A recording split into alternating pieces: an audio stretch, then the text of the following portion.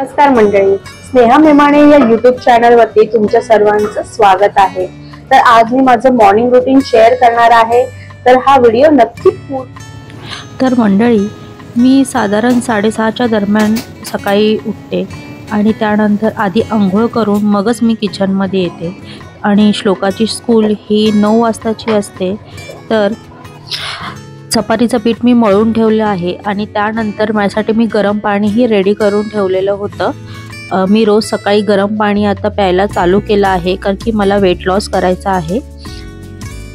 आणि भाजीच्यासाठी मी काळ्या वाटाण्याचं सांबार बनवणार आहे। त्यासाठी मी रात्रीच काळे वाटाणे भिजत घातले होते, त्याला 7 ते 8 तास छान भिजवले की ते शिजायलाही छान हेल्प होते।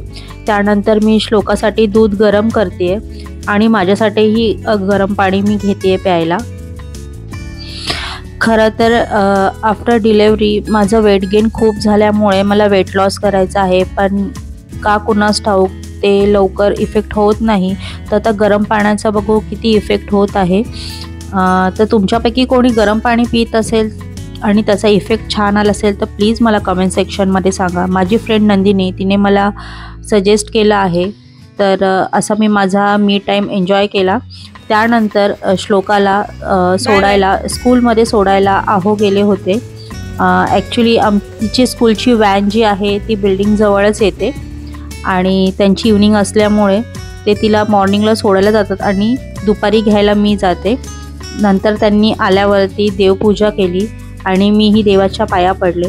आणि आज मंगळवार असल्यामुळे मी उंबरठा पूजन करणार होते। तसं तर मी रेग्युलर असं करत नाही, पण मी ट्राय करते की मंगळवार, गुरुवार आणि शनिवार मी उंबरठा पूजन करावं। मला आवडतात ह्या सर्व गोष्टी।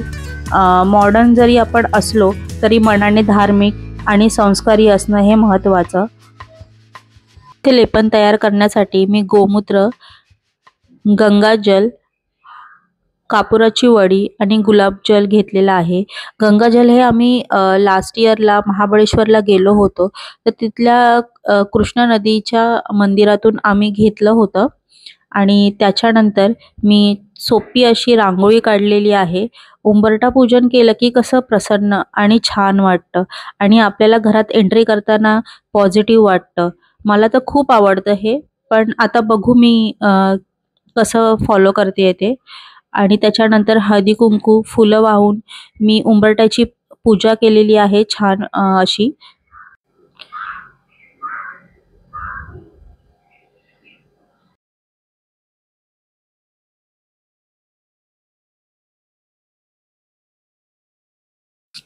त्यानंतर मी किचनकडे वळाले।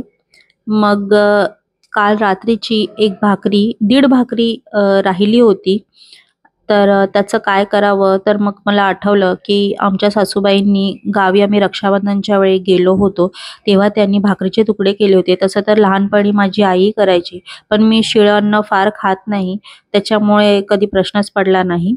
तर म्हटलं आता करूया, कारण की आहोंना हे आवडतं। त्यांना बऱ्यापैकी गावच्या पद्धतीचं जेवण आणि वातावरणही त्यांना खूप आवडतं। तर म्हटलं आज भाकरीचे तुकडे करूया। तुमच्या इकडे काय म्हणतात या पदार्थाला मला नक्की सांगा। तर मी तसं बनवत आहे, तुम्ही बघा। आणि माझ्याकडे कोथिंबीर नव्हती, नाहीतर कोथिंबीरीने आणखीन छान स्वाद आला असता। तर मी खूप सोप्या पद्धतीने करणार आहे की त्याच्यामध्ये मी मिरची, कढीपत्ता, जिरे, हळद आणि आपलं मीठ टाकणार आहे। अशा सोप्या पद्धतीने मी ते भाकरीचे तुकडे बनवले आहेत आणि थोडंसं त्याला पाण्याचे हापका देणार आहे, कारण की त्याला मॉइश्चर थोडंसं राहिलं पाहिजे, ते शिजण्यासाठी हेल्प होते। आणि अशा पद्धतीने मी ते छान बनवलं आहे।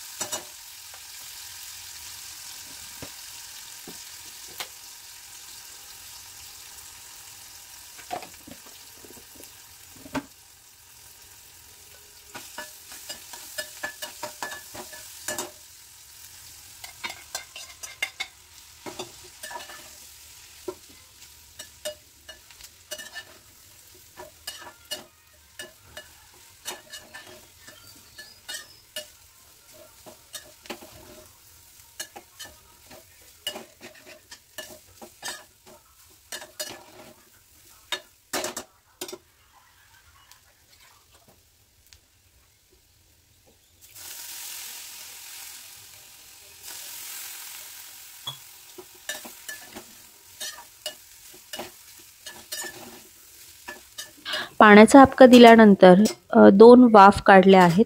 त्याच्यानंतर आम्ही दोघांनी आमचा नाश्ता एन्जॉय केला. आहोत ना तर गावचीच आठवण आली आणि आमचा नाश्ता झाल्यावरती त्यांच्या टिफिनची तयारीला मी लागले आणि आमचा लंचही रेडी केला. त्यांना बाय केल्यानंतर मी किचन आवरलं आणि श्लोकाला स्कूलमधून घेऊन आले होते मी. त्यानंतर आम्ही दोघींनीही जेवून घेतलं आणि छान आमचं हे रुटीन तुम्हाला कसं वाटलं तर नक्की सांगा. मला हा व्हिडिओ आवडला असेल आणि व्हिडिओ जर आवडला असेल तर लाईक करा, कमेंट करा, सबस्क्राईब करा. माझ्या चॅनलला नक्की सबस्क्राईब